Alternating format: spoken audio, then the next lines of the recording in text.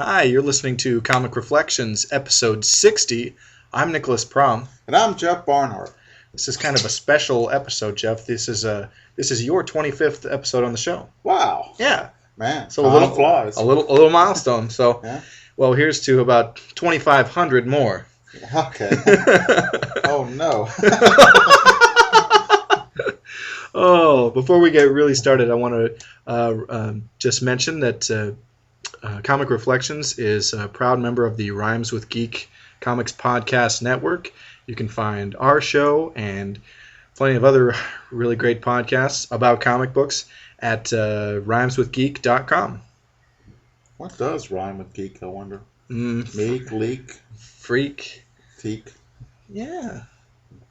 Greek. Yeah. Gleek. Remember the monkey from Super Friends? Oh. What else? I wish actually, I'm mad at you for reminding me.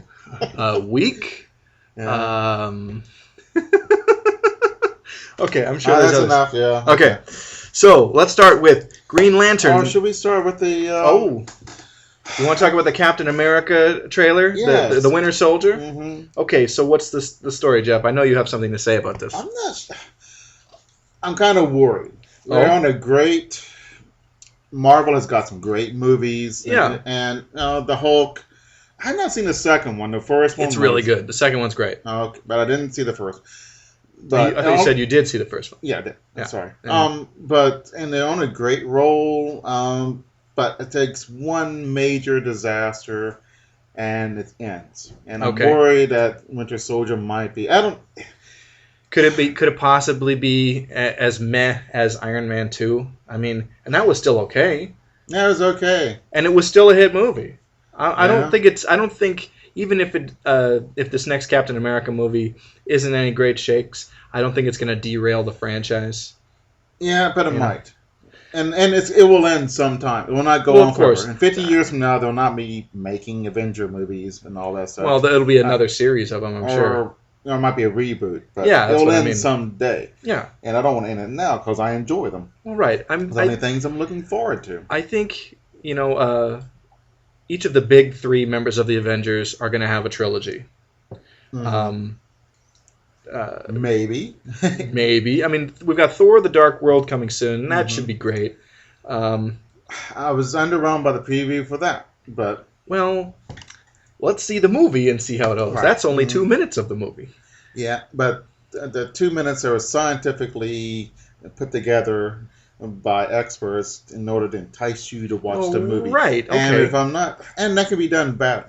My favorite example of this was Blues Brothers, where the preview was the most greatest thing ever, hilarious, and then you watch the movie, the jokes were in the preview, so they're not funny a second time. So yeah, and unfortunately, especially with comedies, that tends to be the thing. But I think with superhero movies and with action movies, you get a few of the things that are really exciting in the picture, but also some of the really dynamic battles or dramatic moments are in the picture and not in the trailer. The last Iron Man movie previews, you see his house being blown up. Sorry, spoiler alert. It's okay. It's been out for a while. Yeah, but why? I don't want to see it until I see it in the movies, and it'll be a great shock. Well, sure, but I understand where you're coming from with that. I think that movie had plenty of other surprises that were that kind of redeem that. But that's kind of biggest surprise, and I would think, but. The Mandarin reveal was less of a surprise than his house being blown up? Or was more of a... Because to me, I thought that was the bigger surprise. I was like, whoa. Yeah, I still don't know what to think about that. I thought it was cool that it was topical. I think it's the right... People are going to hate me for it, but, the Mandarin is kind of a dated, really racist villain. And I think to make him kind of a cardboard, what you think the Mandarin is really an illusion, and it's really somebody behind the scenes. That was very, very now, very relevant. I liked it. Yeah, it's a clever solution to the plot. And you can't have a Yellow Menace villain. You just can't. Too bad, because that means racism's still around. When everyone can be evil and everybody can be good in equal proportions, then racism is gone. But if you cannot have a a minority be evil because it'll look racist, then that is racist. Does that make sense? No, I do. That does make sense, and I get it. But I think, okay, for instance, let's go back and look at the Daredevil movie. They had Michael Clark Duncan play the Kingpin. Right. It wasn't racist to have him be the bad guy Mm-hmm. because he wasn't a stereotype. But because the Mandarin is so like, oh, Dr. Fu Manchu, oh, la la la la la, blah blah blah blah, like that kind of villain, you can't do that. Okay, you're correct on that. Yeah. And there are black villains in Live and Let Die with James Bond, and that was really controversial at the time. But were they like voodoo guys and stuff? Yeah, but I mean, they were really cool. Okay. You know, I can't understand. You know.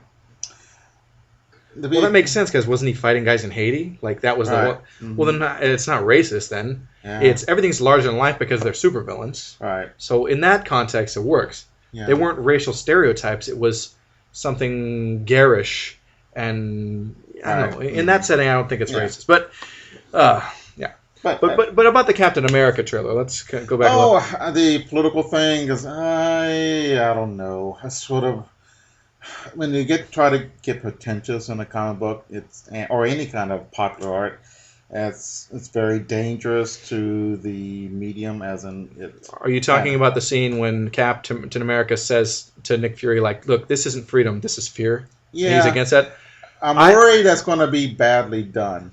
But see, that to me, that rings true to the comic books. Captain America, yes, he's the American super soldier, and he's supposed to represent America, but he's never ever goes for what's unjust. He's always against being, the ends justifying the means, and and sacrificing freedom or due process, for that. I mean, and I think Chris Evans his Captain America makes me think of Christopher Reeve's Superman. It's that kind of high morality, and maybe that's why I loved the first Captain America movie so much. I'm like, somewhere in my mind, I'm like, this is real superheroics in the purest sense, like Superman. I think of Captain America, he's Superman without the powers, and he still does everything. I mean, makes the same decisions that he would if he had all those powers. And Captain America was my favorite character in the movie Avengers. Mine too. Yeah. And I don't know, the 1940s guy put into the modern role is interesting, and it could be done well. I don't know. I just saw danger signals. I hope I'm wrong, and I hope it's going to be great.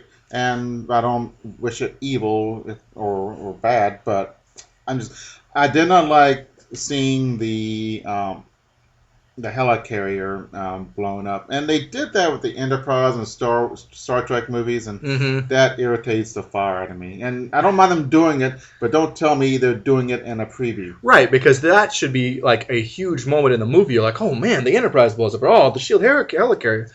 You're right. There are certain things that shouldn't be in the trailer, but yeah. Okay. But so do you know who the Winter Soldier is, Jeff? Well, no, it's from the. Is it Thomas Paine or Patrick Henry? The Winter Soldier is Bucky. Okay, yes, he is Bucky. Yeah. But the Winter Soldier is from the during Valley Forge. Who was it? Was it? Someone wrote a pamphlet, and I think it was Thomas Paine. Okay. And now it's not for the summer soldiers who will just give up and go away, but that's what it's. I get it. Referring to. Yeah. I should look this up, but I didn't know it was going to come up, the name of it. But it happens. Yep. Okay. So our listeners have access to the internet too. They can look it up. Yeah. So lazy bums. Oh, come on. No, I kid because I love it. Oh, that's really sweet. Yeah. So let's start with Green Lantern number 100. Yeah. The lead story is Rider of the Airwaves, written by Denny O'Neil, with art by Alex Saviuk and Vince Coletta. So we have a wholly new profession. And is this a good profession for a superhero?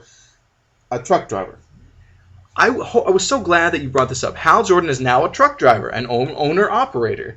And I would say it is not. I mean, granting the mobility to a certain level, it's an interesting idea.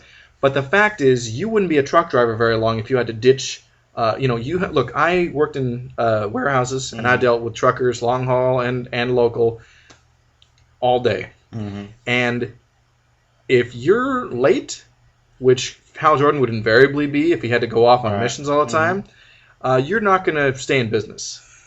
Yeah, I mean, you can't hardly stop for a bathroom break. Yeah. And much less save the world. Yeah, so this is kind of bad, but it's interesting because truck drivers and CB radios were a big happening in the 70s. It became a big part of pop culture. Smokey and the Bandit, BJ and the Bear. I got sucked into it, yeah. Sure. And oh man, C.W. McCall, which started with the song Convoy. And, oh yes, and, I know it. What was the one with Come on, big truckers, talk to Teddy Bear. Oh my gosh, I had this tape.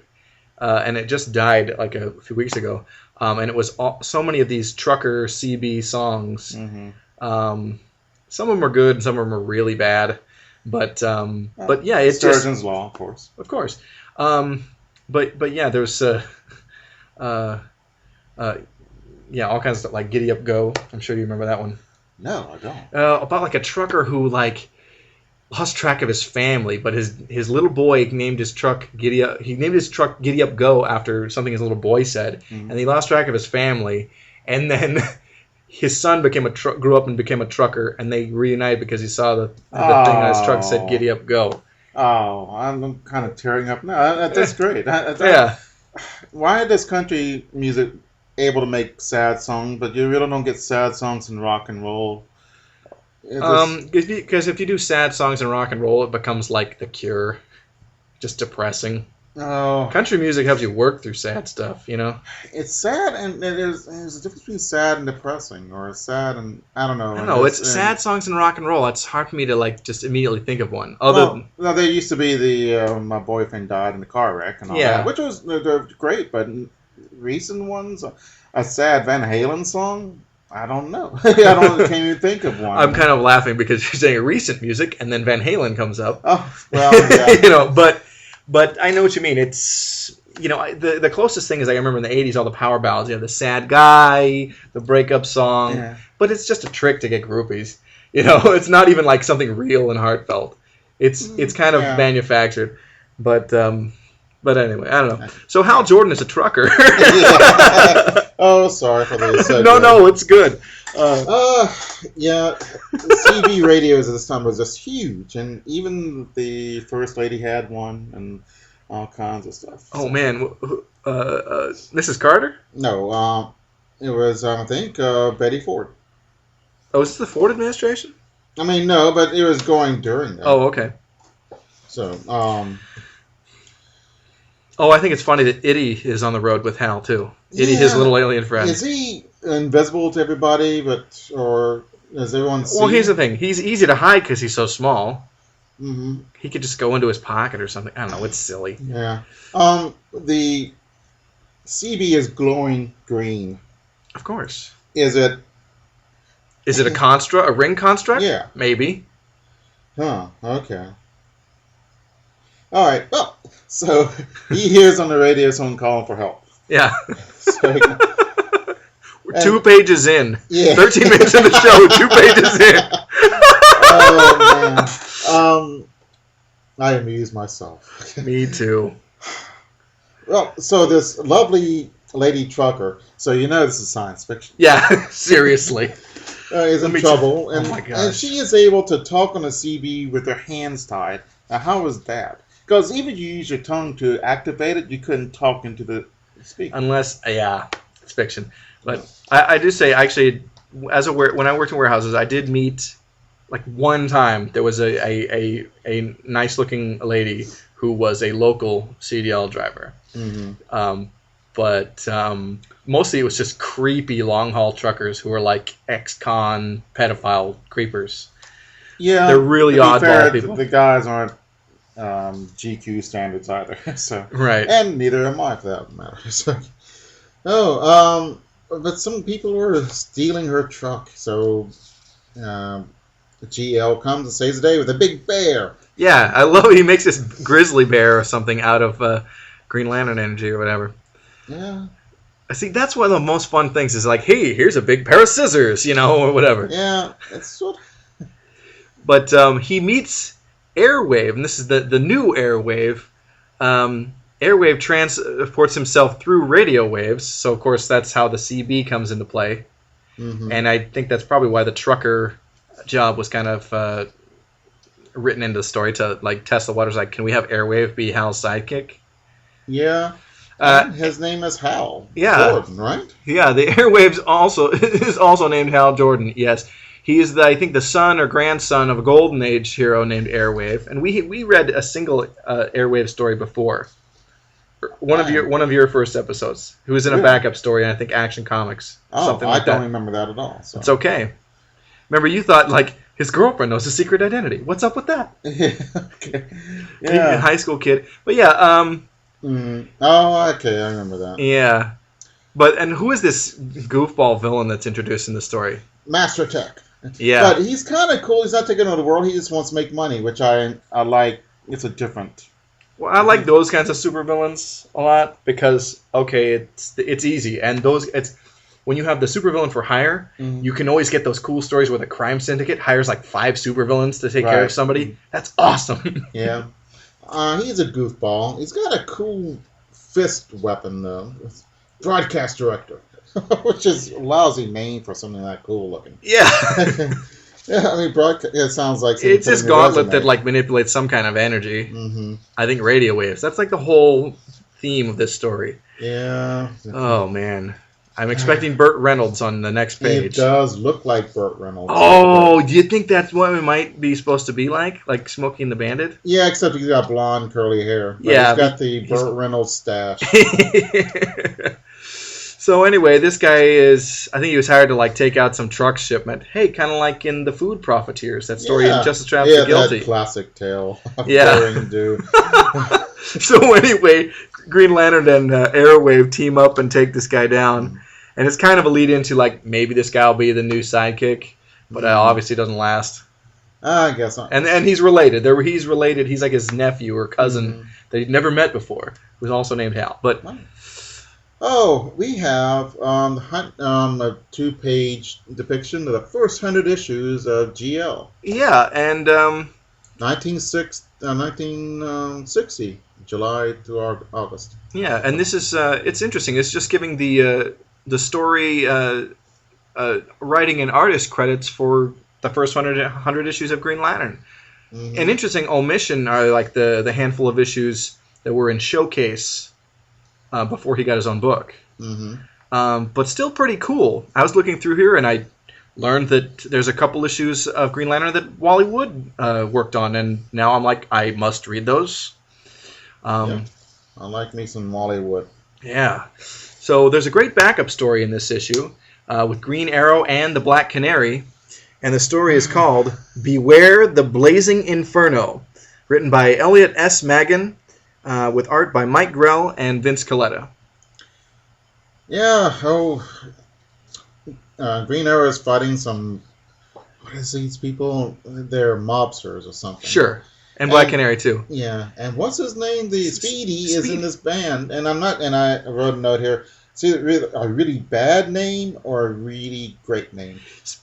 The Great Frog. Yeah, and maybe it's supposed to be kind of a joke, like croaking, like crummy rock and roll or something. I don't know. Yeah. But Speedy is the drummer in this rock and roll band, and they're performing in front of their school or something, and then a bomb goes off. Yeah, like in real life.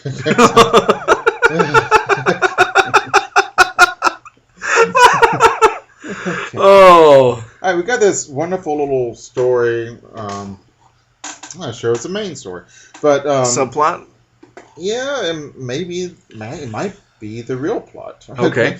But the mayor, who's in a wheelchair, is feeling sick. He wants somebody to follow him, and he wants Oliver Queen, who he knows is Green Arrow. Yeah, this guy figured it out all on his lonesome. Mm-hmm. This guy is the incumbent mayor, and his term is almost over, and he's like, oh, look, there's this creepo that's going to be running for mayor, and I don't have the energy and the strength to run against him, and so he wants Oliver Queen to run for mayor, which is cool. And in the meantime, Oliver Queen's trying to ferret out these bandits who injured Speedy in this bombing. And, of course, Black Canary is at his side working on the mystery, too. Looking fine as always. Yeah. The mayor tells the police commissioner, is that Commissioner Durgan, and the mayor's name is Major. I didn't realize that in the first. Mayor Major. That's fun. Yeah. But he tells him who Oliver Queen is. And kind of, I don't know. Maybe it's not like the best kept secret. Right. You know? Like we've talked before, I think secret identities, that would be so hard.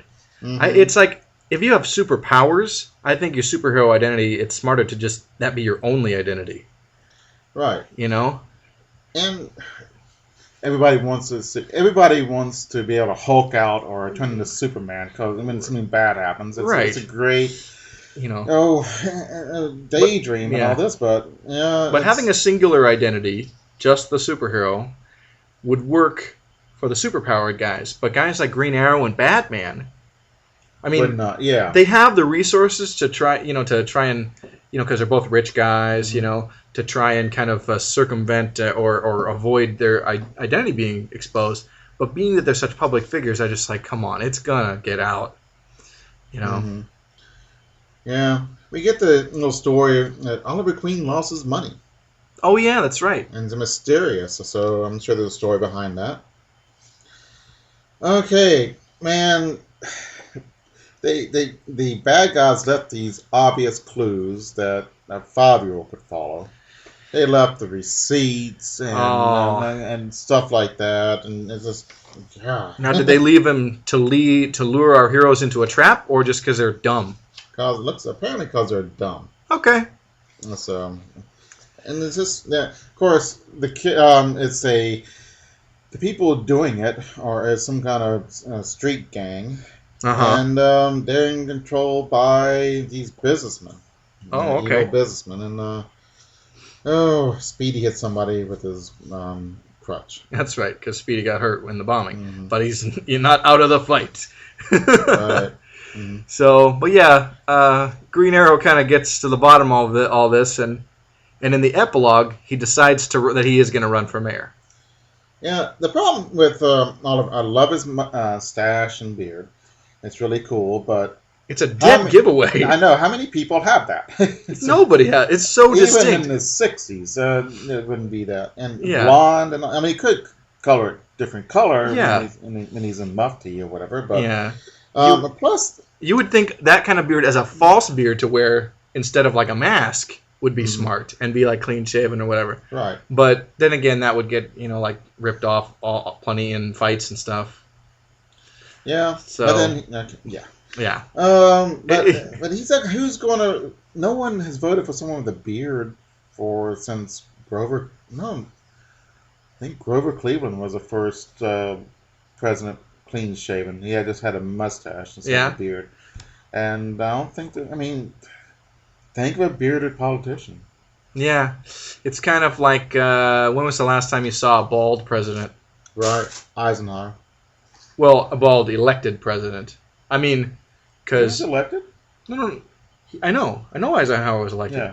Gerald Ford wasn't elected. Oh, yeah. He was bald. Yeah. Yeah, and... I always forget about him. Nixon and LBJ were balding, but they still had most of their hair. Mm-hmm. So, anyway. But yeah, I think Eisenhower was elected. And then try and think of it prior to Eisenhower, when was the last time you had a bald president? I can't think of one. Yeah. Yeah. Oh, well, I'm bald, so that we're gonna get you my presidential aspirations. We're gonna get you a rug, and you'll be good to go. No, thank you. So moving on to Green Lantern number 102. The story is Sign Up and See the Universe, written by Denny O'Neil, art by Alex Salviuk and Vince Coletta. Interesting little story.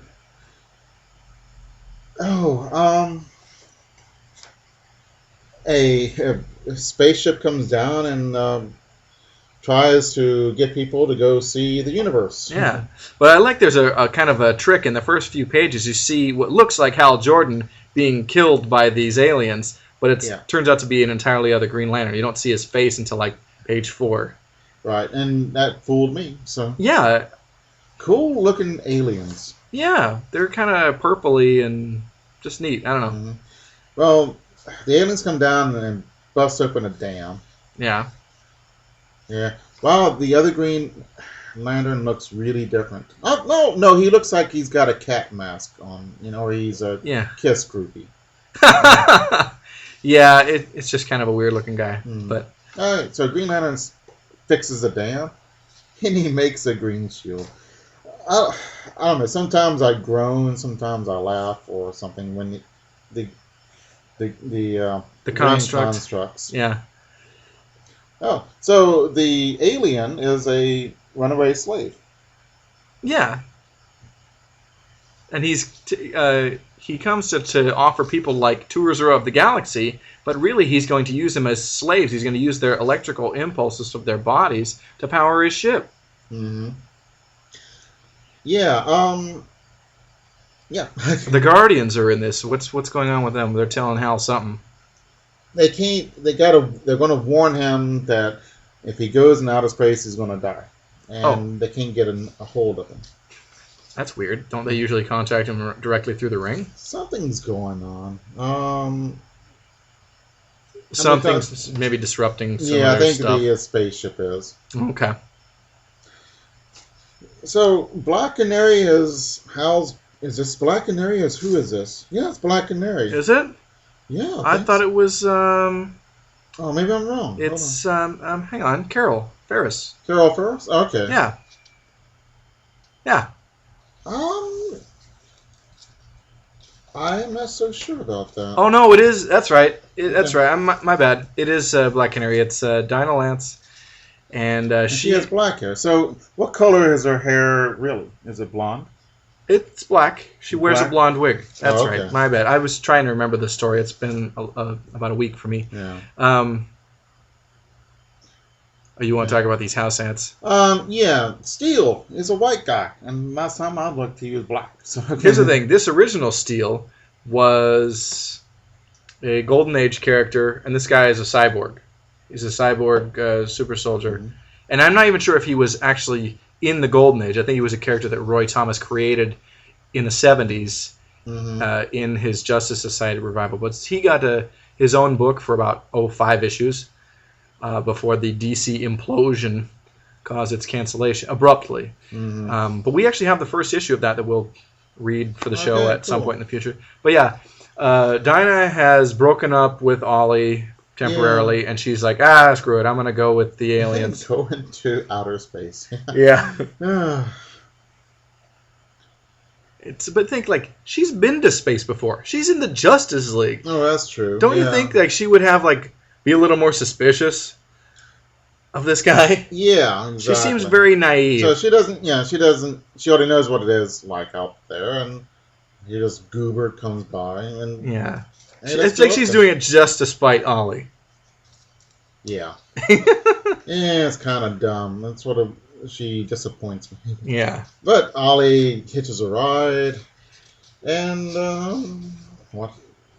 and fights him. Oh, there's this transformation from the spaceship to a bigger spaceship, and I don't know why. It changes size, shape, and color, and it's meh. It still looks like those little in Star Trek, the original series. There are no other Star Treks, by the way.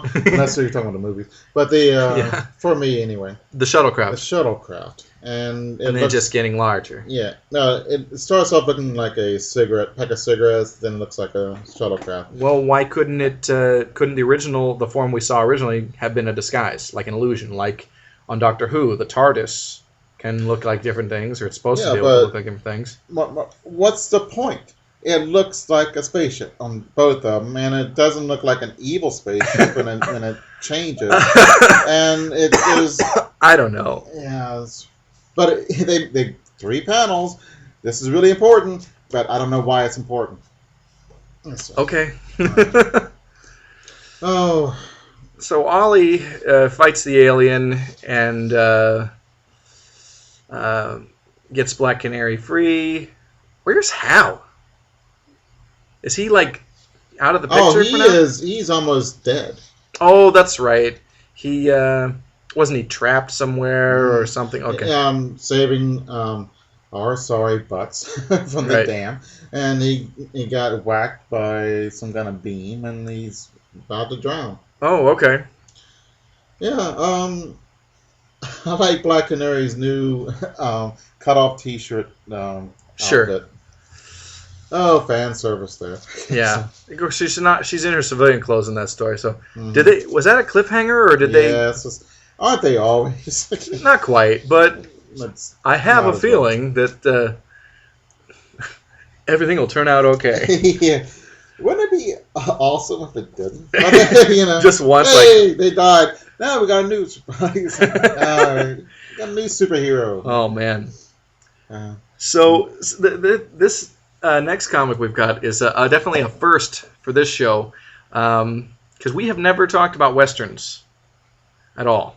yeah. We've never read any western, and we'll read a few more. But we've got Hopalong Cassidy, number 122, and it's interesting. I think it was Fawcett Publications put out like the first 80 some odd issues, and then when they ceased publication, DC picked up the ball and started doing the Hopalong, and did for I think finished up the series. I can't remember how long it ran for. Oh, so National Comics is Fawcett? No, National Comics is DC. Oh, This is a DC comic.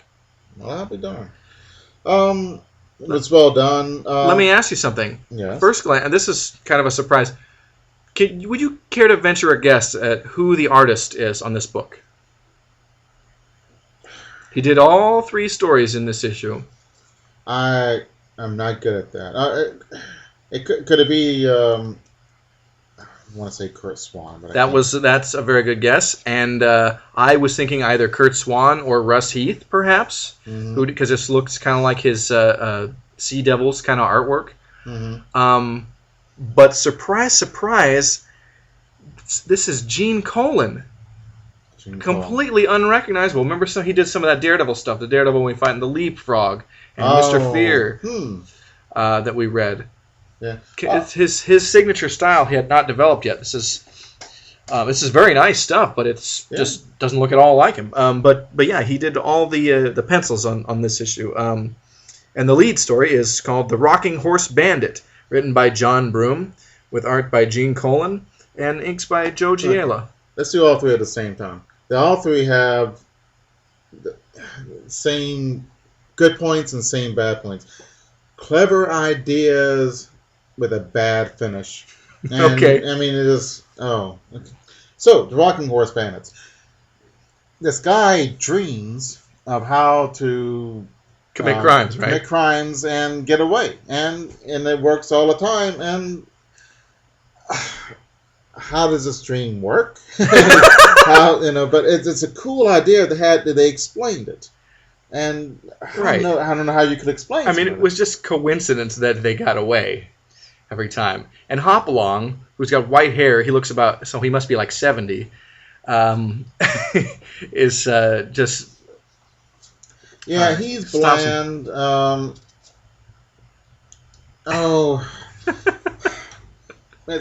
It's kind of odd. Westerns were the major popular culture. There's like 20 or 30 Hopalong movies. Something crazy like that. Oh, and there's tens of thousands of B westerns. Oh yeah. And man, film historians hate them because they got to watch everything. Right. But oh no, another one of these. And, right. They were cheap to make, and and they're a tabula rasa. They're a blank slate. You can put anything you want to on them. Right. Because no one, the cattle rancher is not going to be mad. Right. They live on a ranch, so what do they care what Hollywood thinks? Well, right. I mean, it's a fairly harmless, thing. But you can get really deep, and you don't have to worry about ticking people off. Well, right. So. And the Western is a genre that's in movies. It's like almost dead, but there might be a Western or 2 every year or so. But when they come out, they're usually really good, though. In the late 50s, they're about 4 or 5 westerns a night on TV. Sure. And, In television. Sure. Yeah. You had Gunsmoke. You had what else? You had The Rifleman. You had The Big Valley. You had Was Branded considered a western? Branded, which has the greatest theme song ever. They say he got away or ran away. Not a charge was true. If you've seen The Big Lebowski, you've heard this stuff. Oh, I didn't. They referenced it in that, and so then I had to go back and look up Branded. So. Mark the Cowboy shame. Yeah. But that's it's really cool. The beginning of that show was wonderful. Sure. And there's about 20 more. I believe it. You know who killed them? Maverick. Mm-hmm. Because he made fun of them. and so as long as westerns were played serious, they were good. As soon as you made it funny, forget it. People say, "Oh yeah, this is getting too much, so let's go with something else." Yeah. And Gunsmoke lasted because Gunsmoke was an adult or a grown-up. Sure. show. But I could see that. The 50s and 60s, a lot of westerns, but I think in the 60s you probably get a shift into more spy or, police shows. Yeah. So that makes sense. And in the 70s we had cop shows. Yeah. All over the place. Sure. We had the cripple cop. We had the cop with no car. We had the fat cop. We had... Who was the fat cop? Cannon. Cannon, okay. Yeah, Ironside was a crippled one. Jodan Baker had a cop show. I Shied. Oh, yeah. And Harry O was the one without a car. Right. I want to see I Shied so bad because I really love Jodan Baker. He's fun to watch. Yeah. Makes a good villain and a good guy. He's the villain Molly in Charlie Varick. Mm-hmm. He's the mob enforcer. Oh, okay. Yeah. That's a great one. But so Rockford Files came along and kind of killed them off too, because there's just too many. Man, James Garner. Oh no! Both times. Think about it. They needed to be gotten rid of. And okay. He did a favor to the mankind, but I don't know. It seems like there's still a lot of cop shows. I mean, in the '80s, when you had Hill Street not Blues nearly and stuff, but that was a different kind of cop show. Yeah. And or Miami PI was private detective, firmly in cheek. Yeah. And he was on the Rockford Files. And Rockford was really ticked off because this handsome guy was getting all the ladies and solving crimes. Oh, it was great, man. What a love Thomas Selleck. Yeah. But what about Hopalong? This is a time where Hopalong Cassidy and there's a bunch of others. You would take your kid to get him out of your hair, take him to the movies, give him 50 cents. They'd watch 2 movies, a bunch of cartoons, have enough money for. What were some of the other like cowboy lights, like Roy Rogers and what's Gene Autry, those guys? Yeah. Who made one of the most popular songs of all time? Sure. Rudolph the Red-Nosed Reindeer. That's Gene Autry? Yeah. I did not know. Okay. And a good addition.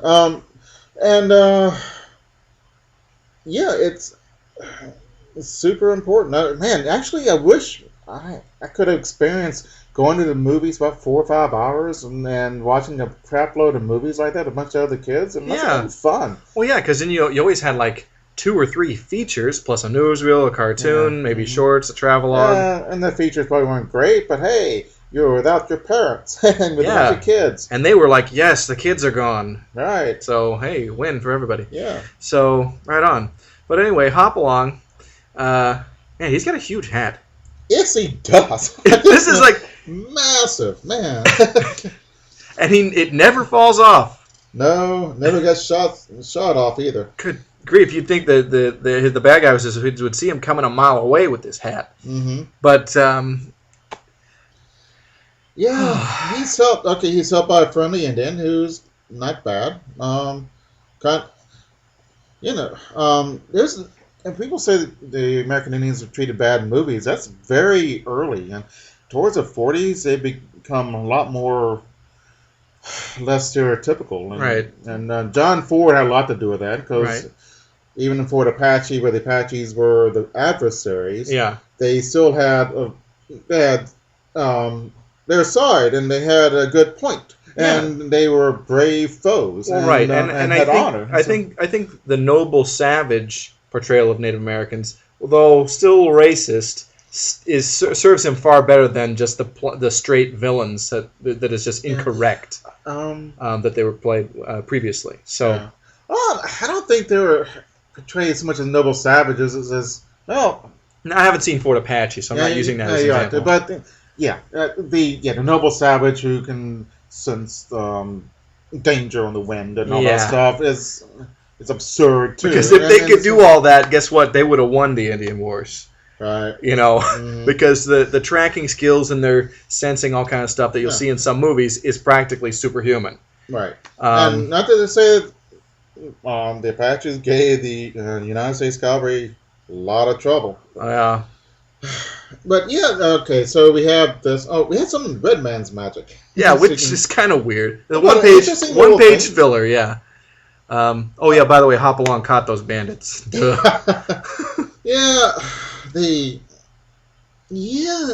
stories are kind of meh. I wonder if they're from these serials or something, or from the movies. You think these are like straight adaptations? Maybe, I don't know. It's possible. This guy leaves a clue, and it's a mailbag. I mean, for crying out loud. I mean, it's like, I can follow that trail. Yeah. And I'm a doofus. One of these stories is this weird old hermit or guy. He used to be a sea captain, and he refused to have anything to do with North in his house because that was unlucky or something for him. And it's the stupidest crap I ever heard in my life.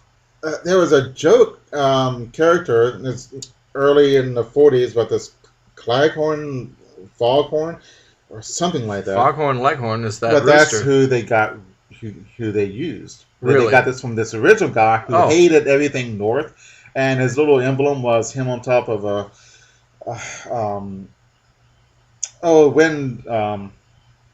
know what you're talking about. A weather vane. Weather vane sawing off the end. Man! And it was just, and all the other. I watched a little bit of the show, and it's on the internet with everything else, but. Everyone else in the South, those Yankees aren't so bad. And it says, no, they're Yankees. And everyone else is okay with Yankees except for this guy who despises them. If only I really wish you could remember what that was called. I might have to look that up. Yeah, I'll remember it. But actually, look up Foghorn Leghorn, and then that'll come up. Probably. Okay. So we have this guy who every time he goes north in his ship, something bad happens. So this is in the story.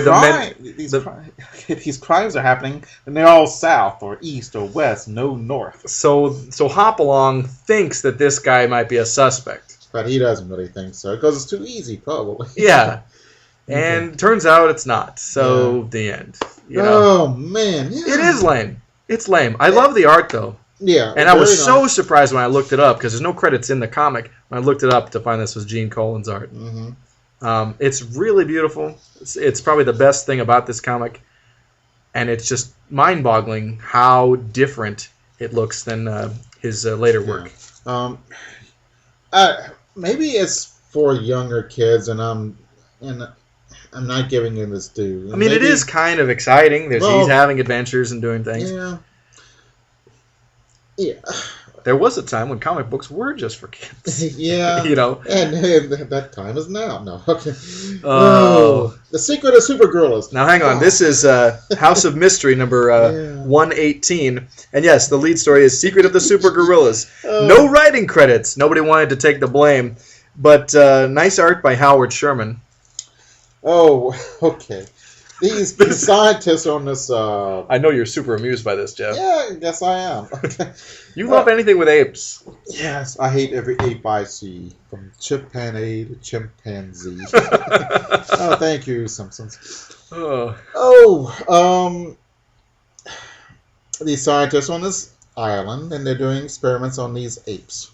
Well, chimpanzees, apparently. Yeah. And a meteor comes in and blows up, and they have to leave, and they come back, and the apes are turning into gorillas.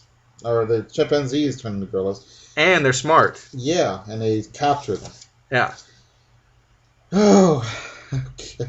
With superpowers. Not only that, they have superpowers, too. Right. Oh, but these aliens come by, and is this the most active island ever. Yeah, I know. You It was got like a meteor, super apes, and the aliens. scientists doing these secret experiments all happen to show up on this island. Cool laser ray gun. Yeah, so they capture the humans and they put them in the cage and they use their powers to defeat these aliens. And then they want them to think that they're the dominant species on the Earth to send these alien emissaries away so they won't invade Earth. Let me quote an ape here. The aliens attacking with weird weapons. And it's okay, we've got a flamethrower. It's okay. Then we got this gun that shoots a triangle. Man, that's cool. And this other thing is shooting purple spray of something. Yeah. I am not sure what it is. But then it goes around, I think the apes turn it around on them and they capture them in this like clouds or something or bubbles or something weird. Yeah. And it's a red flying saucer, so. Yeah. So, but the apes, the humans were afraid of the apes, but they're really, we're going to be stupid pretty soon, so we wanted to save the world. And their superpowers were going to wear off. Right. I think they got them from the comet, or the meteor or whatever, and they did this ruse to kind of like repel the aliens and think that, they're going to report back to their leaders and say, look, it's a planet of super apes. We are no match for them, and not try to conquer the Earth. Yeah. So it was kind of smart. Yeah, well, thank you, Super Apes. So the next story is Riddle of the Boy Genius. And this was kind of cool. Let me... yeah, nobody took credit for writing this, but Mort Meskin on art, so hey, cool. They should. Let me find this boy having these ingenious ideas, but he causes a problem, then he ingeniously fixes it. Yeah. And so... He's becoming notorious. All these adults think, what a bright kid. But then it turns out it's this kid from Mars or somewhere telepathically sending him messages to create these elaborate pranks and then how to solve them with super science. Oh, one of the things in the quotes here I wrote down was metal energy into physical force. What in the world is that? It's just made up pseudoscience. Yeah, okay. Imagine that in a science fiction story. Yeah. So but there's some cool stuff. The kid makes a roller coaster come to life, and like some like weird electrical what's this is happening, all kinds of weird things. Yeah, and it's not a bad little plot. Actually, make a nice villain, a recurring villain. Sure, and it's a great idea for it. What the villain? See, they should pay me. The alien guy could just choose somebody random and then start making them ingenious, so the Avengers doesn't know who's to mess with. Or the Justice League or something. Yeah, no, that's clever. Yeah, so the last prank that the alien boy sends the Earth kid, tells him to create this super geyser, and then he gets caught by his father, so he can't send him the information of how to stop it. Mm-hmm. And then the alien father figures out what happened. The boy confesses, and then he contacts the Earth boy's father, and he comes up with the plan, and they are saved. Yay! Yeah. But before this all happened, the boy was kind of shy and all this, but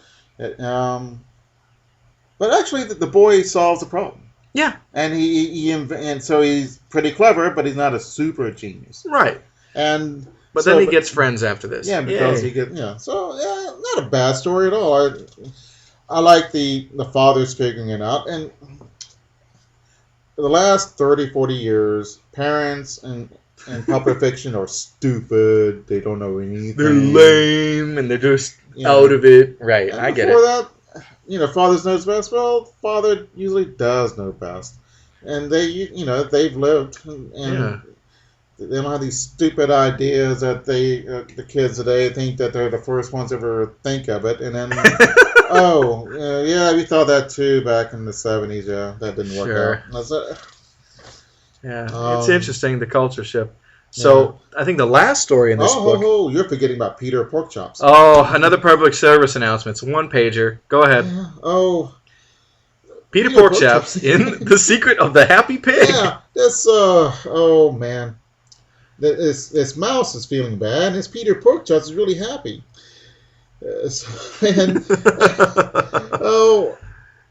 These are a series of PSAs, by the way, with these characters. So, but Oh, and this is oh, what is this? Wolfie, is a downer, and he takes all the credit for everything.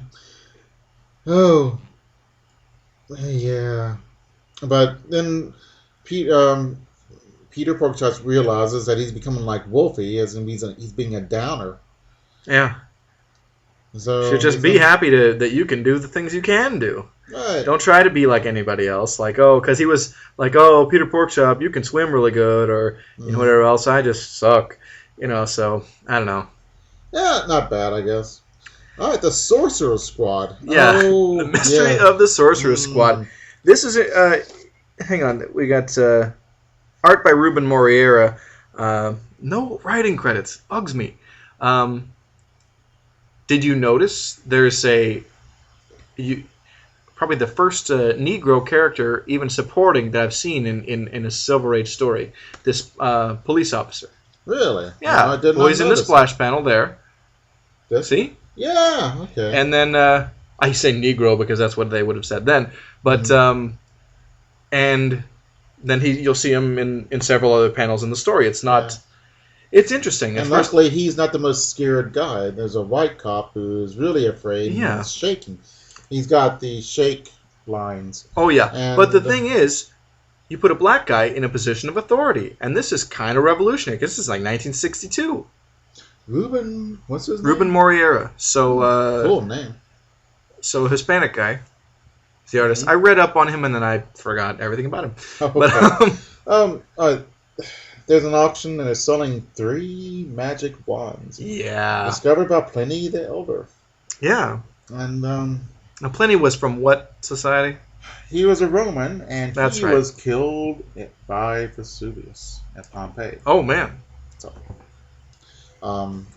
he's an important historical figure. Well, scientific, because a lot of his writings tell us what life was like back then. Sure. Cool car. Man, that is really well-drawn car. And yeah, but what's going on in the story? Oh, they're selling these 3 wands, and one of them wands, the guy starts doing magic with it. Yeah. Like, yay! And then he crushes a car. The cool car I was talking about, and he smashes it. Yeah. So then these gangsters get the idea, like, hey, we want to get those wands and use them for crime. Mm-hmm. So they buy one for lots of money, and they start doing. They're like manipulating matter. There's a scene where the concrete these 3 policemen are on like floats up in the air, and right. So yeah. So okay. I think what happened was that but it was all a setup. They faked all the illusions to let people think that those were real magic. And it was kind of a sting operation to catch these gangsters. But the 3rd wand was real. Yeah. So they had to fight them, and some really cool things like there's some weird illusions, like humans and lakes. Yeah. Yeah. Pretty neat. Yeah. But they use the other one, so they burn the wands. So, yeah. Interesting. Yeah. Oh, man, another house ad. Meet the alien who conquered Superman. He looks like green Jell-O in a dress. Yeah. Yeah, those 80-page giants, the annuals and the Silver Age, those were pretty special. Pretty great. Yeah. So I would love to collect all the 80-page giants and 100-page super spectaculars that DC put out. So we've got House of Mystery number 236, and the lead story is called Death Played a Sideshow, written by David V. Reed, with art by Steve Ditko and Mike Royer. Oh. Now, yeah, I see it. Generally, we think of Steve Ditko as a Marvel guy, but he actually went on and did quite a few things at DC as well. I am not surprised. Has there ever been a cartoonist who just did one? Who just stayed at one company? Yeah. You might have an exclusive contract for a time, but I mean, if you're freelancing, it's better money because if work dries up at one place, hey, guess what? There's not only there's more than one comic book company out there. Right. So I mean, Jack Kirby in the bulk of the 60s, I think, almost was exclusively at Marvel. Mm-hmm. And then in the early 70s, he did all this wonderful stuff at DC. But in the Golden Age, he had bounced between Timely and National and other companies as well. Mm-hmm. So, and Ditko was the same. I mean, he did stuff at Charlton. He did things for, I think, I even want to say maybe Harvey or MLJ. Back when they actually did more than just kiddie books. MLJ was Archie. Oh, okay. But, in the Golden Age, those companies actually put out horror books, crime books, when that was the trend. So, never been a huge Archie fan, although I do like the artist who does Archie. Archie's fun. Archie's kind of timeless, so that's cool. But Archie comics, MLJ, as it was in the Golden Age, I mean, they had a line of superheroes as well. Interesting. So they had the Shield and the Comet and different guys. So. Okay. Who is the spokesperson or the narrator here? Oh, crazy hippie dude? No, that's Kane. In House of Mystery, Kane is the host, and then in House of Secrets, Abel is the host. Oh, okay. Yeah. Well. Okay, somebody's read their Bible. Yeah. Okay, or the comic book rendition thereof. Oh my gosh. All right, we have this guy. What is his name? It don't matter. He's the interchangeable the villain Carney charlatan. Okay.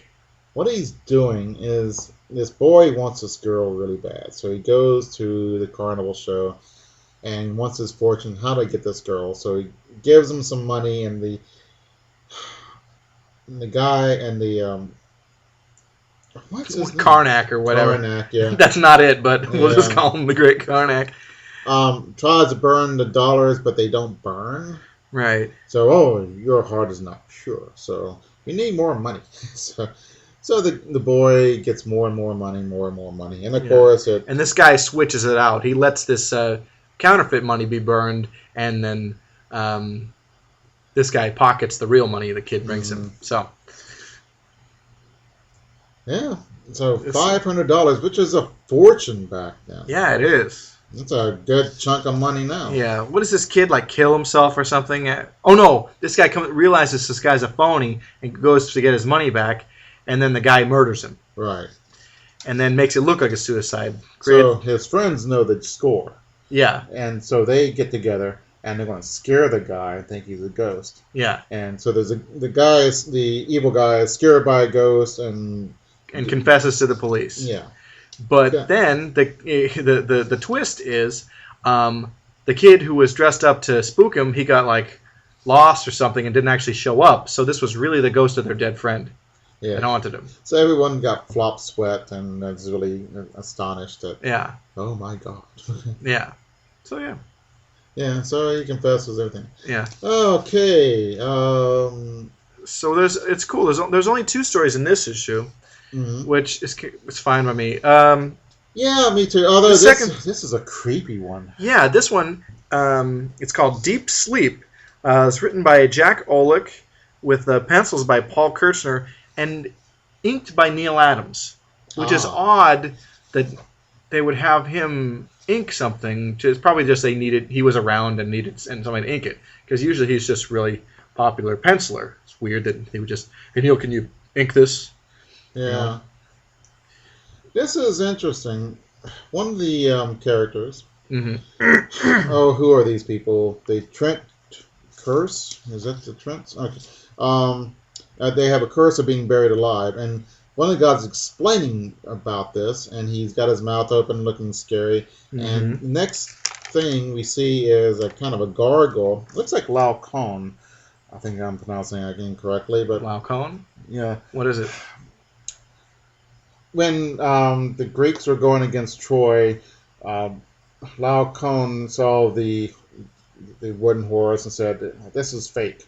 And Poseidon sends serpents to kill him, shut him up. Oh, wow. He kills him and his 2 sons. That's pretty rad. I don't remember that. Yeah. That wasn't in the movie. I don't know. Was it movie Troy? Yeah, they didn't have Poseidon in the movie. Right. They only had Achilles' mother. That's the only. Well, they had Achilles in there. Was she? No, as in gods. That was the Oh, only. Achilles god. wasn't a demigod?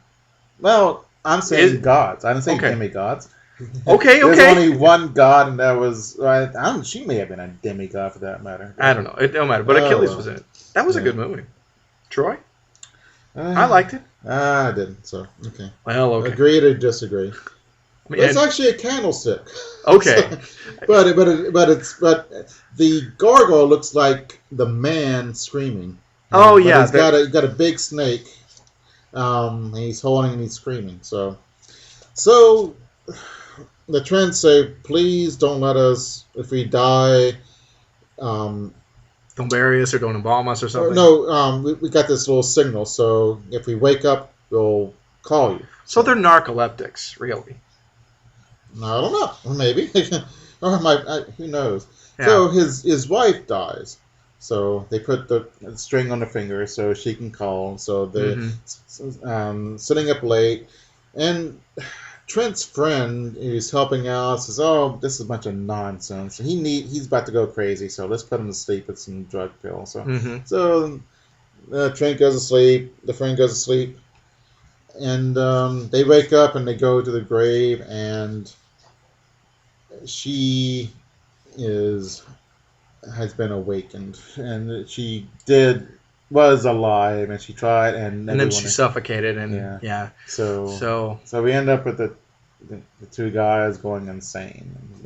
So there's some cool imagery in this story, but the story was hard for me to follow, and it was just kind of and I couldn't tell who was who or something and what's going on. So could have been cool, but it didn't quite work for me. But I liked the art; it looked good. So the vibe, the feel of it was executed well, but that was about it. So we have got we have 6 invaders. That's right. Spoiler alert. We win World War II. Oh, good. I was really on the edge of my seat about that. But the Invaders, number 8, the story is Union Jack is Back. It's written by Roy Thomas, with art by Frank Robbins and Frank Springer. I didn't realize it until about halfway through the series that Jacqueline was named. It's from Jack. Union Jack. It didn't occur to me until just now. But yeah, Jacqueline, the daughter of Sir Lord Falsworth, who was and is Union Jack. And I think we're getting a flashback revealing how they found out about Baron Blood being a relative of theirs. Oh, no, they don't know. No? No, they don't know. Okay. They still don't. And we do not find out how he's found out, but he's apparently killed in this series. Yeah. I'm just calling this 6 Things a series because they jump all over the place. Yeah. We've got gaps, so. But I think Baron Blood is a great villain. I like him too. He's clever. He had some really clever stuff last time. Yeah. And we kind of get a little flashback learning about Union Jack's World War I exploits. Yeah, his last one where one of the Germans he knocks over, dies. He feels kind of bad about that, which is kind of a good little thing. It's a nice gesture. Well, here's the thing, it's war, and sometimes you got to kill for your country, especially you're a soldier or whatever. But that doesn't mean you relish in it, and that I think is the mark of a true hero, such as Union Jack. Right. So. Captain America kills guys, but he doesn't think it's great. He does it because he has to sometimes, because he's a soldier. Yeah. So Red Skull seems to enjoy it, though, doesn't he? Yeah, well, because he's evil. Right. And he's a Nazi, so of course he is. Yeah. There was a nice World War I bomber, Hanley Page, which looks like the drawing, which I'll give them their props. Yeah. Oh, so we see Union Jack fighting the Baron Blood in World War I, trying to kill this British minister. Is it a prime minister or is this just there's a lot of ministers. Yeah, I don't think it's a prime one. Oh, Jacqueline gets mad because she's hearing all these war stories. But because her mother was killed by Nazis or something, in the Blitz. Yeah. Union Jack is kind of clever because he uses a silver blade on Baron Blood. That's pretty cool. Yeah. Did you tell me that there was a Baron Blood in World War... Not in real life, but was it? I think Baron Blood and Baron Blood and Union Jack were invented in the Bronze Age. They're retcon characters. Mm-hmm. They're added later. But they're still cool. Yeah. Oh, but okay, so Baron Blood's going after the invaders, and with some really cool stunts here. Like he's got an inflatable Baron Blood and fools the torches, and they blow up and knock him out. And I think he finds a way to beat Namor too. Yeah, with some kind of deadly poison out of his nostrils or something. Weird. Yeah. Yeah. And he puts Cap in the. He makes an obvious trap, and Cap says, I'll jump over that. And he jumps into a cleverly hidden trap. Oh, man. Electrical stuff. So I was, I'm impressed with Baron Blood. It's really a shame they didn't have a team up with Baron Blood and the Red Skull in this series. Like, period. Yeah. Mm-hmm. That would have been great. Oh, but Union Jack got him back because he put bullets that would blow back silver dust in his Webley revolver. Right. Well done here, but not done there. Okay. Weird. Apparently the gun changes shape. But well. So Baron Blood runs away. Baron Blood, okay, as little Lord Farnsworth, he has a stupid. I don't know. This is probably what's going to tell them that he's a vampire. Is that he stays out at night looking for butterflies. Right. In World War II. Yeah, that's going to fool people. Yeah. And so the next issue we've got is Invaders number 10. And this issue there's a 3-page framing sequence written by Roy Thomas and with Frank Robinson, Frank Springer on art. But it sets up a Golden Age reprint from Captain America comics number 22. And the story is Captain America Battles the Reaper, written by Stan Lee, with art by Al Avison and Al Gabriel. And this was done just kind of like to... Invaders had just gone from, I think, bi-monthly to monthly, and it was to give Roy Thomas and the artists time to actually adjust to that schedule. So it must have been doing fairly well. For a time, this book did. I mean, it ran 41 issues. Mm-hmm. So, I mean, it eventually was canceled. But for a time, this was a fairly successful book. And well, it may have been difficult to draw, and because it's, you couldn't look out your window and draw a car. You had to look up. Right. And a lot of... Anytime you do something in the past, it's a little more difficult. And then Roy Thomas is pretty big on knowing the Golden Age stuff really well, and either inventing lore to fill in gaps or whatever. There's a lot of effort that he puts into these Golden Age revival books. Like he worked on All-Star Squadron in the 70s, which was a 70s revival of the Justice Society. Mm-hmm. And oh no, yeah. But anyway. These are super well drawn. All right, so the Golden Age thing is Captain America Battles a Reaper. And this guy comes in... there are some really... I want to say that there's some real interesting allusions about this character to, say, Aleister Crowley and Ayn Rand. Huh. That I kind of saw. More Crowley, but...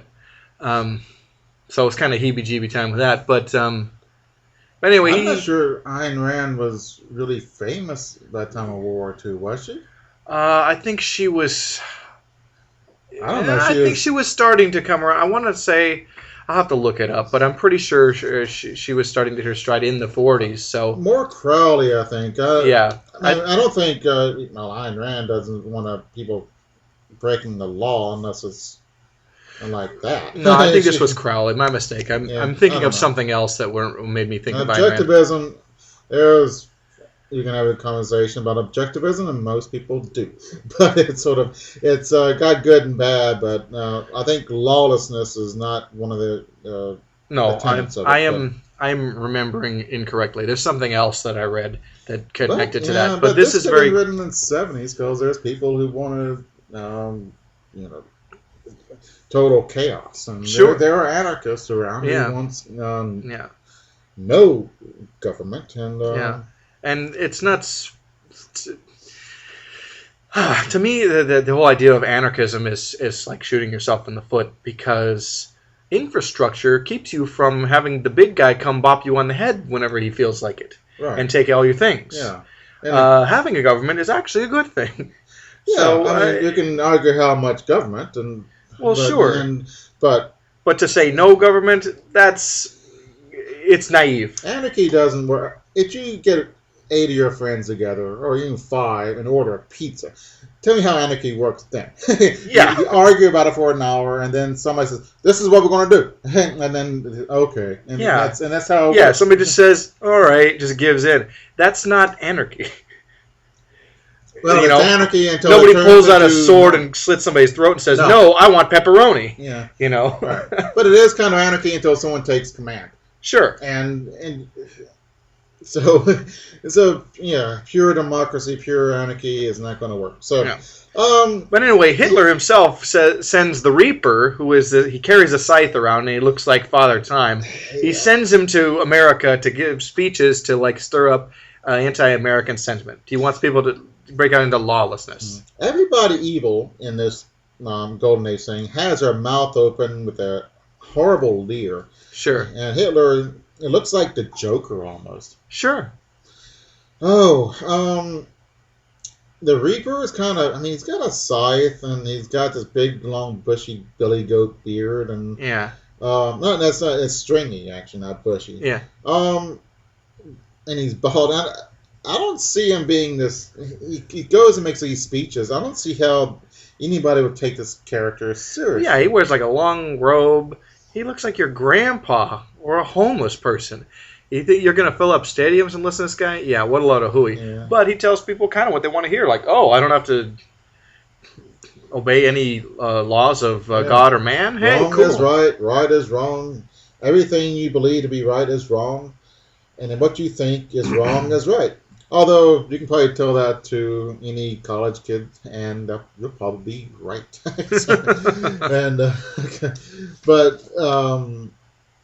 He wears sandals. That's going to go over in the 40s. Yeah, like gangbusters. Yeah.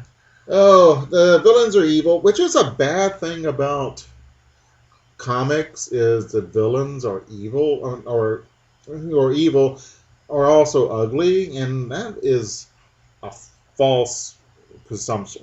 Well, yeah, because sometimes there are... Ted Bundy, good-looking guy. Yeah, that's a great example. Thank you. And, I guess I'll just leave it at that. So, But, man, there's just such cheap propaganda, though.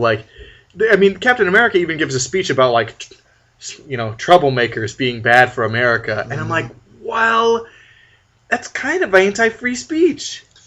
Oh, well, you're fighting against the Nazis, one of the worst people ever. Right. And arguably the worst people ever. And I'm not arguing against that. Yeah. Oh, man. But here's the thing. Here's an example, okay? The fact that our freedom of speech lets NAMBLA publish their literature, the fact that that is able to be put out there allows the FBI to actually track those people and catch them. Mm-hmm. So free speech is good, even if it's the free speech you don't want to hear. It still has to be protected. Yeah, I'd agree with that. Although you can have, if a reporter writes, "Oh, they're going to attack on in the morning on the 4th of July," that would be bad. Well, yeah, but they do it. In the news stories today, we're like, oh, yep, we're going to be attacking... And that's one of the problems. And that is a serious problem. It is. Back then, I don't think that any reporter would do that. If they say, hey, you better not do this. And a lot of times it happened. Hey, don't do anything. Well, yeah, but in the 40s, the news, you saw on a newsreel of stuff that happened weeks or a month ago. or you heard stuff on the radio or the newspaper. It's a little different, and there was more restraint. And it's necessary. Especially in a war. People die for what? You can have a scoop before everybody else. Yeah. It's a fine line. There's definitely both sides. And if you say, "Oh, we're doing badly," our tanks are lousy, and our tanks were lousy in World War II, and it was a huge scandal. But you don't want to tell the Germans that, and you want to tell the American soldiers, "Hey, you're going to go into war with this tank that." They call him the Ronson because it lights up every time. And a German tank hits it with a shell, and it burns up. And this that never happened to the haunted tank. Right. But so wait a second. In this story, does Captain America win? Yeah, he does. Oh, good. Yeah, I was worried there for a little bit. Yeah. A nice little big panel with him, Captain America, and he tells him that. There's a funny thing. Captain America ducks into a rioting crowd to hide. It's like, you're really gonna? How is that gonna win? You're in this bright colored costume. Mm-hmm. So I thought that was kind of funny. Yeah, the Reaper gets scared and runs and dies on a third rail. Oh yeah, of a train station, which is awesome.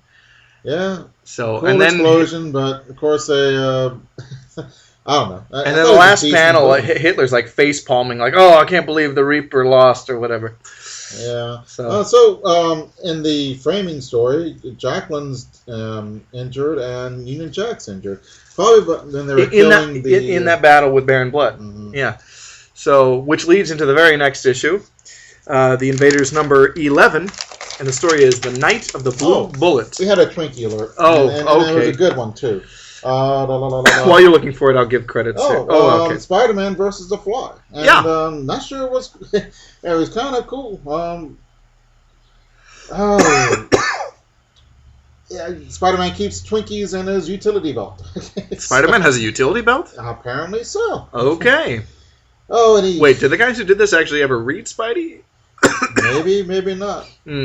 Okay. But that was interesting. All right, so we are doing Invaders number 11, Night of the Blue Bullet, written by Roy Thomas, with art by Frank Robbins and Frank Springer. Oh, okay. So the Invaders bring Jacqueline and Union Jack to the the British hospital. Mm-hmm. And Jacqueline has lost a lot of blood. She needs a blood transfusion.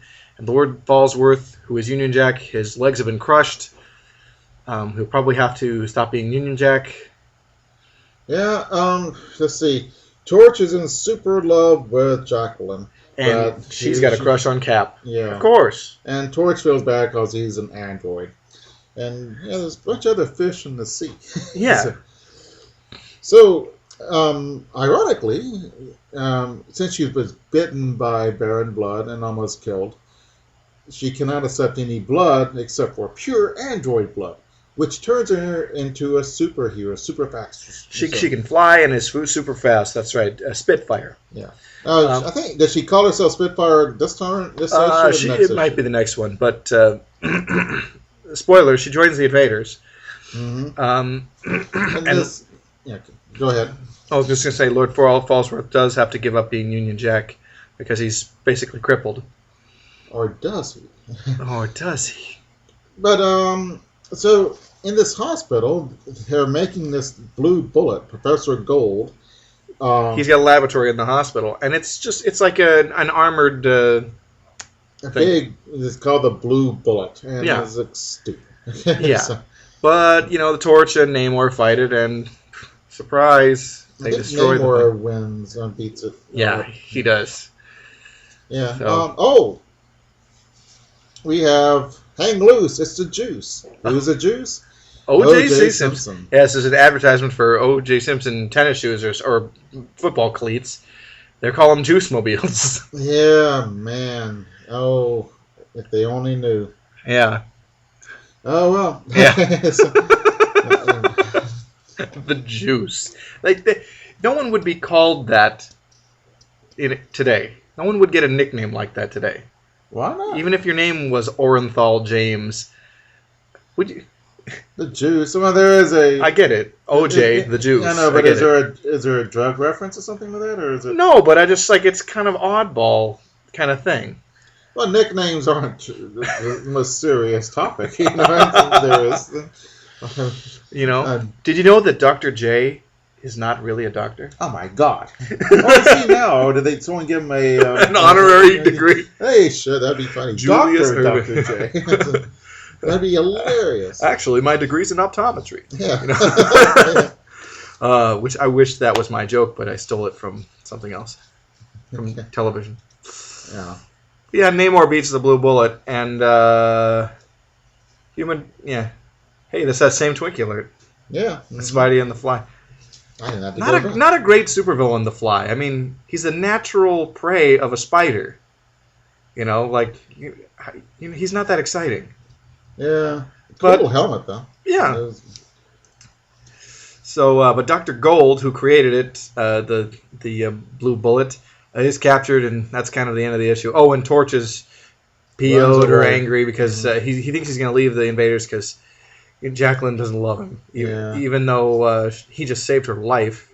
But you know, she had a thing for Cap. She's grateful to him for the blood transfusion. But yeah. So we immediately go into the next issue. It's Invaders number 12. It's To the Warsaw Ghetto. Same creative team, and we learn more about Dr. Gold. He's really Dr. Goldberg, and he's a pawn of the Nazis because they're going to kill Goldstein. Excuse me. Hey, my grandpa Sam. That was his last name. Grandpa Goldstein. My great grandmother. She remarried this guy Samuel Severn Goldstein, and he escaped the Nazis. He left. I think he was Austrian. Mm-hmm. I think he was an Austrian Jew or Hungarian or something like that, and he left. And went to Spain. And Spain was a fascist country, but it was a safe haven for the Jews. Mm. And then he came to the States. And Grandpa Goldstein, he spoke like 11 or 12 languages. Mm-hmm. 6 of them he spoke fluently. And English was not one of them. Oh. But, anyway, I digress. But just a cool story. Yeah. So English is a difficult... it is.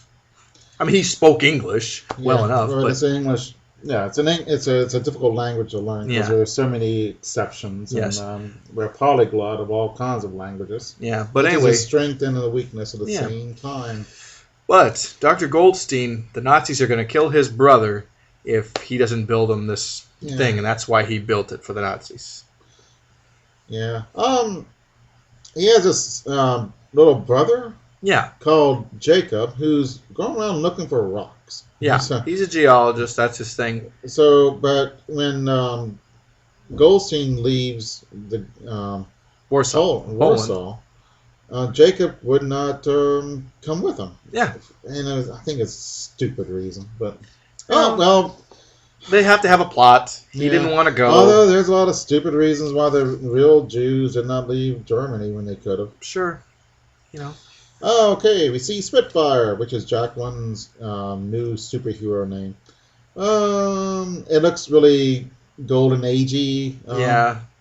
It's just a yellow and red costume, big eye mask, and a cape, of course.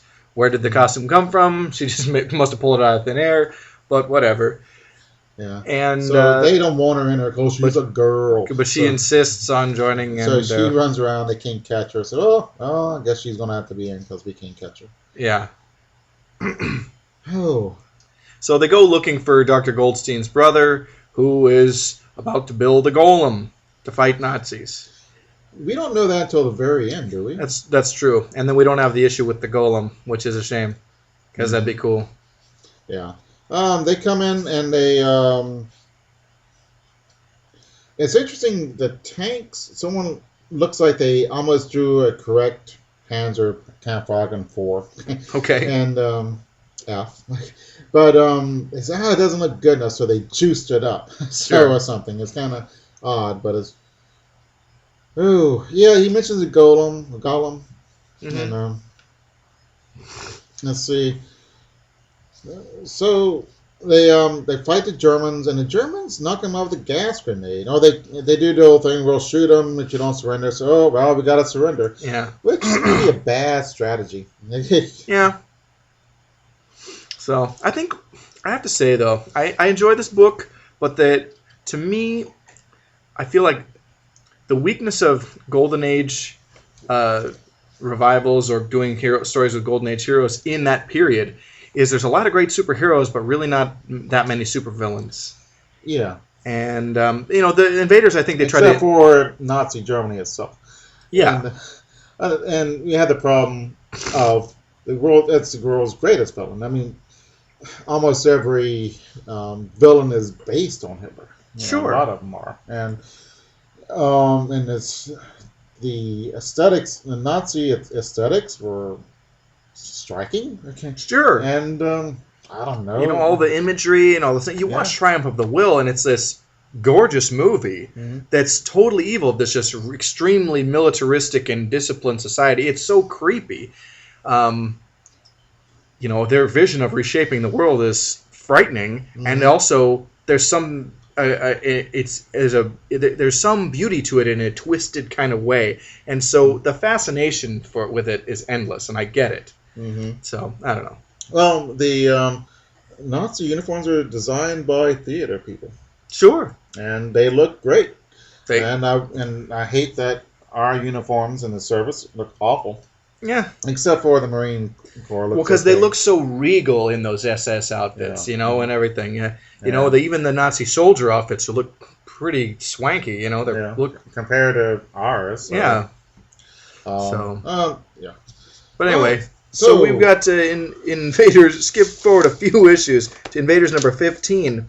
The story is God Save the King. And its fascist regime.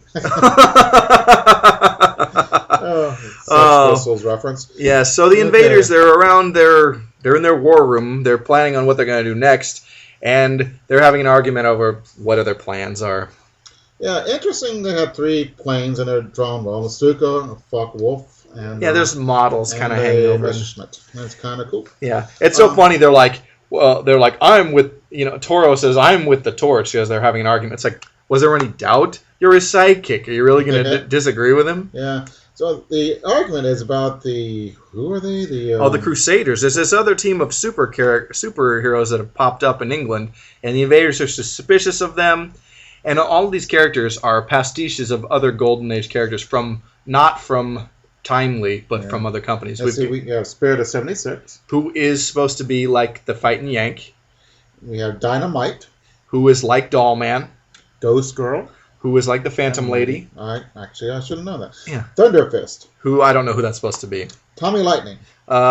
Johnny Thunder. Captain Wings. Could be Skyman or Captain Midnight or Hawkman or, any other winged character. I'm sure there was a couple. Yeah, let's see.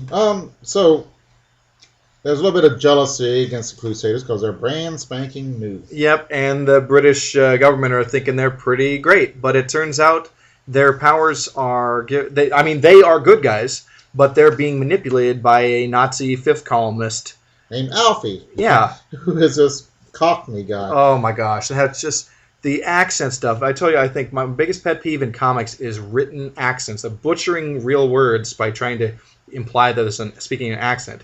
But if you just say someone is from this country or this region of that country, you can think that accent in your head. You don't have to just use this horrible, broken up non-words. I mean, Mark Twain did it well in Huckleberry Finn. Okay. And I've seen it done well other places. I don't know. It's just so heavy-handed. It bugs me. Like when we read the Black Hawk books. I love Black Hawk, but all his members of the teams with their stupid accents drive me nuts. They're around Americans for the longest time. You lose a little bit of accent. I've lost a lot of my southern accent. It comes and goes. Sure. I'm sure Yankees will know better than I. I talk regular. Y'all talk funny. Yeah. So Alfie has this belt that gives him superpowers. Why don't you make about 1,000 of these and take over Europe and get it all over with? Yeah, pretty much. It's like, why do you have to go covert and give, people who are loyal to Britain superpowers, would you be giving superpowers to Nazi soldiers? That's absolutely right. So it's a dumb plan. It doesn't make sense.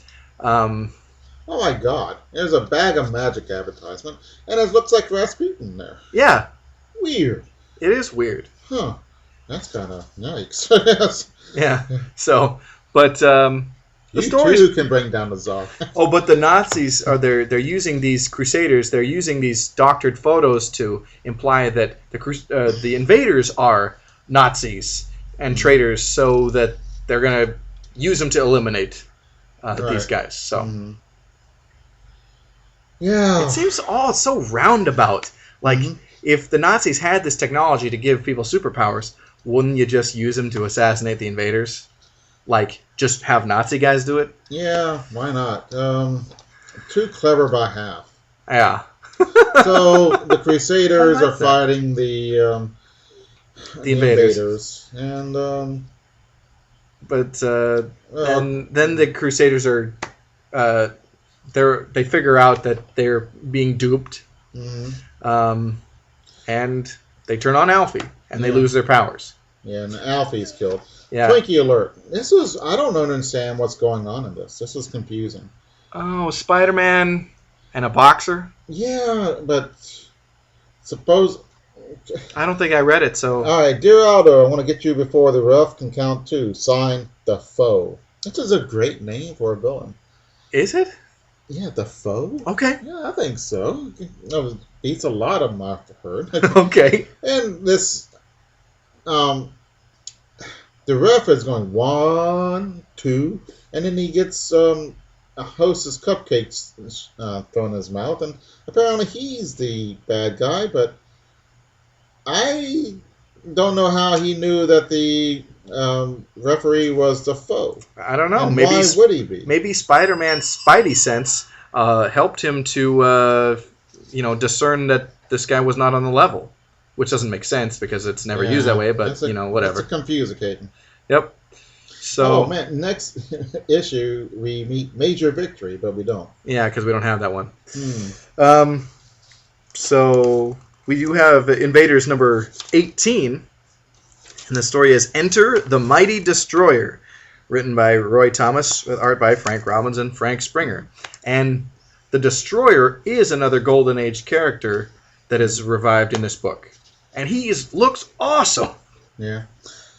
Yeah, I like a Master Man and Warrior Woman. Yeah, Hitler has created these super soldiers, Master Man and Warrior Woman. And you're talking about the lack of villains, and well, we got 2. Yeah. And they're pretty cool. Master Man's kind of stupid, and she's kind of mean and nasty. Yeah. And they're supposed to procreate, and neither one of them like that idea. And well, the idea grows on him, but she thinks he's a pig or whatever, an oaf. But Hitler is all about it. Yeah, it's kind of I think in the 40s you had Hitler as a comic book character, and then the Invaders turned him into a comic book character again. Yeah, we didn't really have him then, so he wasn't in comics, so. Yeah. Although, remember those issues of Captain America where Arnim Zola was using Hitler's brain and was going to put it in a clone of Cap's body or something like that? Oh, yeah. That was cool. And then I think in the Fantastic Four, there was the villain, the Hate Monger, who turned out to be Hitler or a clone of Hitler. Yeah. Okay. But yeah. He gets around, don't he? Yeah. Evil never dies. Right. So, but the Destroyer teams up with Captain America to rescue the invaders from Hitler's dungeon or whatever, and they got to fight Master Man and Warrior Woman, and it's pretty sweet. Yeah, it's just good comic book fighting. Mm-hmm. And the Destroyer is a super soldier similar to Captain America. Yeah. Well, Jack One and Union Jack, who doesn't dress like Union Jack, comes down. He's parachuting and he can't use his legs. Yeah, that's weird. Yeah.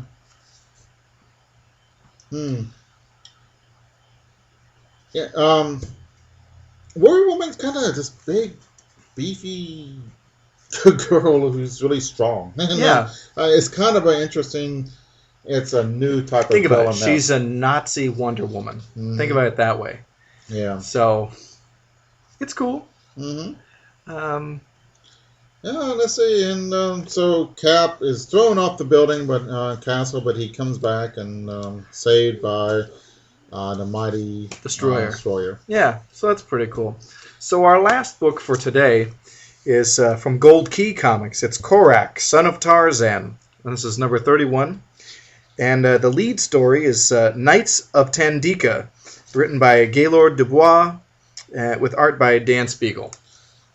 Simple artwork, but not bad. That's nice and colorful. Yeah. This Korak sees this guy about to be attacked by a lion, and he goes to help him, and then another lion comes up, and the other guy kills it.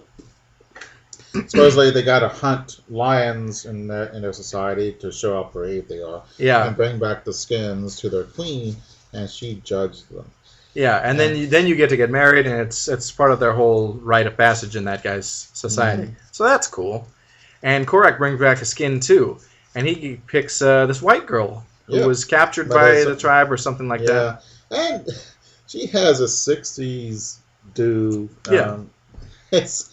I don't know, but she must not have been there long because her hair is so short. Well, yeah, and then it was revealed she was captured by like a rival tribe or something, and she was a missionary or something. Right. No, she's a nurse. I said or something. Yeah. Okay. I thought you were... So this other guy says, no, I want to marry that girl, and so Korak challenges him to a fight. Or a duel, and it's pretty cool. They ride on horses and they fight like with axes and spears, lassos, and Korak gets his male shirt, which is kind of cool. Yeah. So he marries a girl, but he doesn't really marry her because he figures that something was up. Mm-hmm. And she's appreciative, and do they escape? Yeah. Yep. And then he takes her back to the hospital or wherever, the people that she had been with. Mm. So yay, good job, Korak. What a stand-up guy. Yeah. And we've got a backup story with Mabu the Jungle Boy, and the story is The Eagle's Nest. And his dog is carried off by an eagle, and then he goes to rescue it. Mm-hmm. And that's about it. Yeah. Not bad. Yeah, that is about it. It's pretty short. Yeah. It's serialized, so there's another part in the Giants of the Snows. Yeah, this is Korak again. Gaylord Dubois and Dan Spiegel on art on all of these stories. But Korak fights this like Sasquatchy man or like a something, and because he's gonna kidnap this girl with a tail. A Taurodon. Yeah.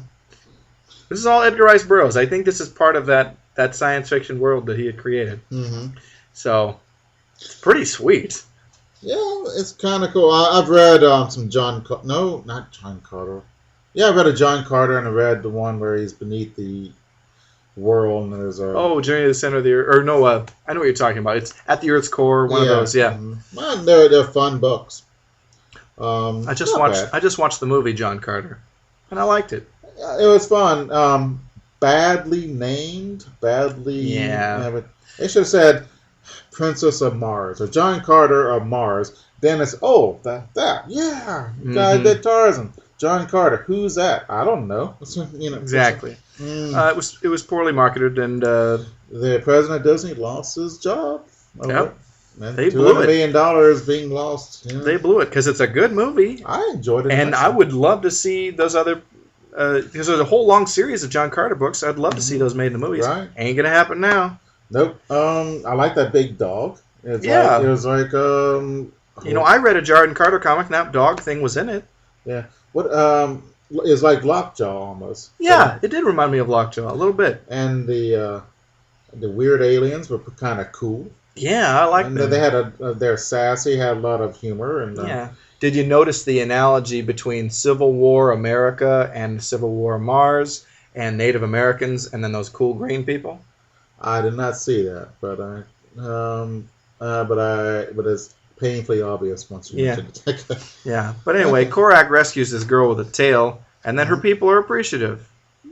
Yeah, I wrote down the whole thing was kind of lame and slight. Okay. The stories were nicely drawn, but the stories were, The plots are really thin. yeah. You know, fairly typical of Gold Key adventure stories at the time. They're either real cool or real meh, like Kona. Yeah. Kona was pretty, who cares? But like, if you go and read like other Gold Key stuff, like Magnus, Robot Fighter, or Doctor Solar, Man of the Atom, those are really great. Yeah. All right. That's the last one for today. Yeah. So, what did we learn today, Jeff? Nazis are bad. They are, aren't they? Yeah. Yeah. Yeah, that's about it. And that's okay. Yeah, it is. All right. All right. Until next week. Indeed.